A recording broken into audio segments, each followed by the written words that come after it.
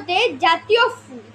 পদ্ম গাছ জলে জন্মায়। এর গোড়া বা কাণ্ডে জলের মধ্যে থাকে। কাণ্ড থেকে পাতা ও ফুল বের হয় এবং জলের ওপর ভাসতে থাকে। পদ্ম পাতা বেশ বড় এবং গোলাকার। গ্রামের দিকে এই পদ্ম পাতার ওপর খাদ্য পরিবেশন করা হয়। পদ্ম ফুলের আকৃতি বেশ বড়। প্রকৃতি ফুলের 100 পাপড়ি থাকে বলে পদ্মের নাম শতদল। ফুলের রং লাল, গোলাপি বা সাদা হয়ে থাকে। পদ্ম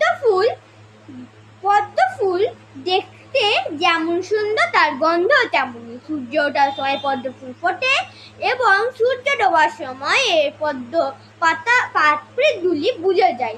শরৎকালেও সবচেয়ে বেশি পদ্ম ফুল ফোটে। পদ্ম ফুল পুজোয় লাগে। এই গাছের মূল্য